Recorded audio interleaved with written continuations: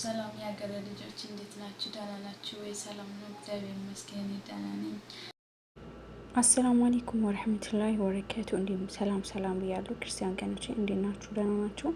ባላችሁ በሰላም ትሆኑ የተመኘው። ለዚህ ቻናል አዲስ የሆናችሁ እንደተለመደው ላይክ፣ ኮሜንት፣ ሼር፣ ሰብስክራይብ እያደረጋችሁ ቤተሰቦች የሆናችሁ ደግሞ ሁላችሁም ሽክራን ብያለሁ። ከጎን የሆናችሁ ለምታበረታቱ ሁላችሁ አላህ ይስጥልኝ። በዚህ አጋጣሚ ያው ይሄ ቪዲዮ ትንሽ ቢቆይም ሪከርዱ እስኪ አሁን ደግሞ አዳምጡት በሚለው ለቅቄዋለሁ ማለት ነው። እና እህታችን በአጋጣሚ ያው ሀገር ቤት ነው ያላችሁ፣ በጣም በሚያሳዝን ሁኔታው ማለት ነው። በዚህ ምክንያት ያው በሽታ ላይ ስለሆነች ወደ ሀገሯ ገብታለች ማለት ነው። እና እስኪ ቪዲዮዋን እናዳምጠው የምትለው ነገር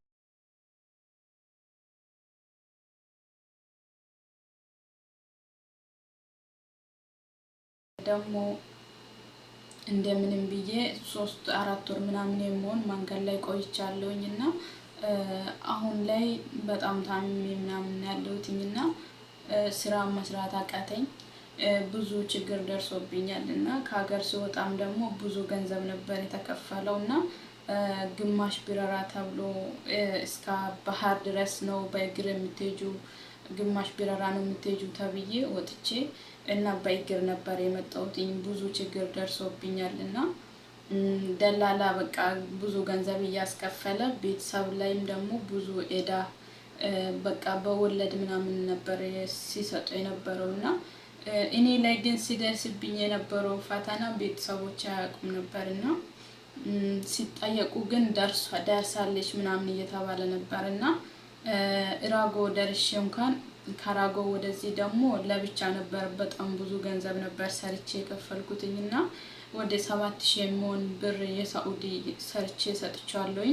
የኢትዮጵያ ደግሞ ወደ 80,000 ብር ነበር የተቀበሉት እና ያ 80,000 ብር ደግሞ በወለድ ሲሆን 160,000 ብር ደርሶ ነበር እና ያንን ሰርቼ ከፈልኩኝ። ሁሉ የዳይን ሲጨርስ ደግሞ በጣም ብዙ በደል ደርሶብኛል። መንገድ ላይ በጣም ተሰቃይቻለሁኝ እና ሴት ልጅ ላይ በቃ የሚደርስ ጥቃት ሁሉ እኔ ላይም ደርሶብኛል እና እንደምንም ሆኜ እዚህ ሀገር ደርሻለሁኝ። ደርሼ ደግሞ ሰርቼ ቤተሰቦቼን ለመለወጥ ሲታገል ነበርኩኝ እና በስራ ጫና ምክንያትም እና በደረሰብኝ በግዴታ በመደፈርም ያው ራሴ ላይ አሁን ላይ ጉዳት ላይ ነኝ ያለሁት እና የሀገሬ ልጆች እንድትረዱኝ ነው የምፈልገው። አይዞሽ ቀጥ ችግር የለው ሁሉም ያለ አይዞሽ እና የሀገሬ ልጆች እርዱኝ። እንደምንም ወደ ሀገሬ ገብቼ ሕክምና ምናምን እንዲገባ እርዱኝ። እዚህ ሀገር ላይ ደግሞ ምንም መስራት አልቻልኩም። ስራ ሲገባ በቃ በተደጋጋሚ እያመመኝ እና የማይፀን ችግር ደርሶብኛል እና በቃ ስጋ ተቆርጦ ነው ያለው እና መስራት አልቻልኩም። ስለዚህ ደግሞ ሕክምና ኦፕራሲዮን ትደረጊያለሽ ተባልኩኝ። ያንን ኦፕራሲዮን ደግሞ ለነፍስ የሚፈርም ሰው ያስፈልጋል እና ለነፍስ የሚፈርምልኝም ሰው የለም። ገንዘብም ደግሞ እጄ ላይ ምንም 10 ሳንቲም የለኝም እና እባካችሁ እርዱኝ።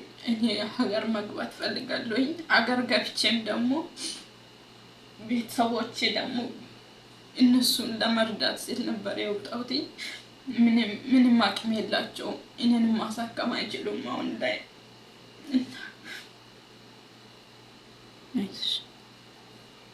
አሁን ህመም ላይም ደግሞ በጣም እየተሰቃየሁኝ ነው ያለሁት። ስራ ገባለሁ እሞክራለሁ፣ ግን ደም እየፈሰሰብኝ ነው እና ምንም ማድረግ አልቻልኩም እና ማንም የሚያየው ሰው የለኝም እና ጠንከር ያለ ቤተሰብ ወንድም ምንም ነገር የለኝም እና እናቴን አባቴን ታናናሽ እህቶቼን እነሱን ለመቀየር ስደት ወጥቼ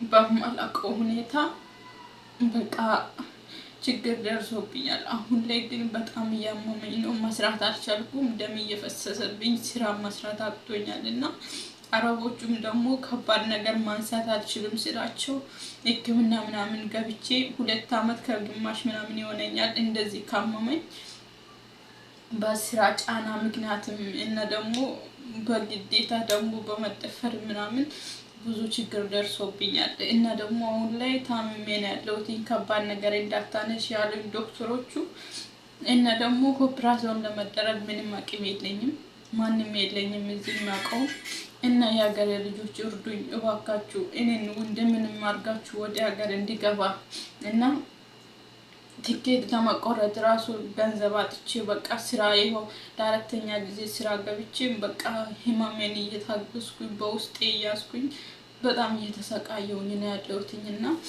አገር እንደምንም እንዲገባ እርዱኝ። በቃ እኔ አሁን ላይ ቤተሰቦቼንም በቃ ሊመጣ ነው ምናምን ስላቸው እነሱም ደግሞ አቅም ስለሌላቸው የሚያደርገው ነገር ግራ ሲገባኝ አሁን ለአራተኛ ጊዜ እግዚአብሔር እንደፈቀደ ያድርገኝ ብዬ አሁን ስራ ላይ ነኝ። ከስራም ደግሞ እያመመኝም ነው የምሰራው። ከባድ ነገር ማንሳት አልችልም፣ መስራት አልችልም እና በዛ ምክንያት አረቦቹ በጣም ብዙ ነገር ነው የማወሩኝ። እንዴት ነው ማሰሪው? በውስጤን እኔ ራሴ እግዚአብሔርና እኔ ብቻ ነን የምናውቀው እና ውድ ሀገሬ ልጆች እባካችሁ እርዱኝ። እኔ እስከዛሬም ሰው ስለሌለኝ ማንንም ስለማላውቀው ዝም ብዬ ታግያለሁ የውስጤን በውስጤ ይዤ እና አሁን ላይ በጣም አቅቶኛል።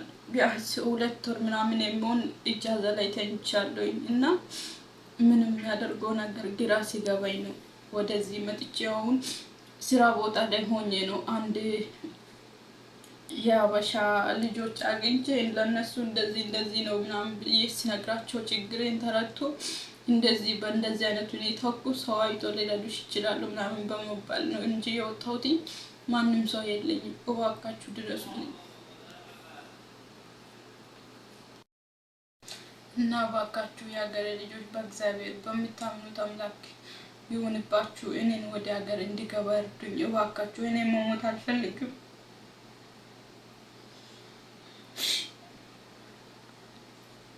ገና እኔ በልጅነቴ ነው ብዙ ስቃይ ያየሁት ማለት ነው።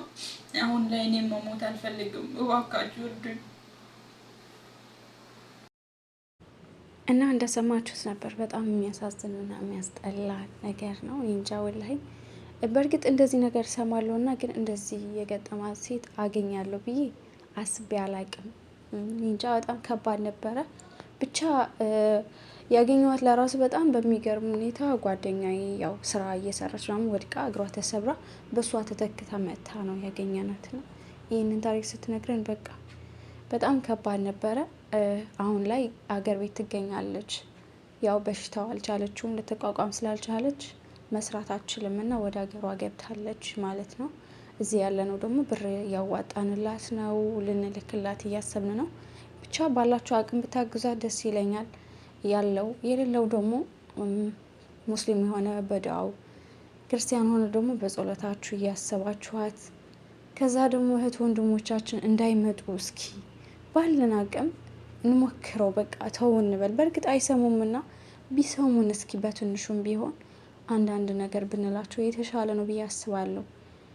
እኔ እንጃ በጣም ብዙ ሪከርዶች ማለት በጣም ብዙ እንትን ብላ ነበረ፣ ግን እኔ እንጃ እሱ ልለቀው አልቻልኩም። በጣም ከባድ ነው ማለት ይህን ያክል ለምን ተጨካከና አላቅም ወላሂ። ብቻ እኔ እንጃ ከባድ ነበረ። እሷ ስትናገር እንደዚህ እኛ እንትን የከበደን እሷ ምን ያክል እዛ ህይወት ላይ እዛ ላይፍ ላይ ሆና ምን ያክል ከባድ ህይወት እያሳለፈች እንደሆነ ሳስበው ወላይ ማሻላ በጣም ጠንካራ ነች። ጥርስ ብዙ ይደብቃል ይባላልና ስታዩት ምንም የደረሰባት አትመስላችሁም። ትስቃለች በቃ ምናምን። በሽታዋ ህመሟ ማንም አያውቀው። አረቦቹ ለራሱ እየሰራች ነው በቃ ጤነኛ ነው የምትመስላቸው። ያው ከባድ ነገር አንሺ ምናምን ስትባል አታነሳም። ያው ስለማችል አልችልም ብላ እኛን ነው የምጠራና፣ ግን በቃ እንደዚህ ስታያት ምን በቃ ሁሉም ወደ ውስጧ ነው የምታደርገው።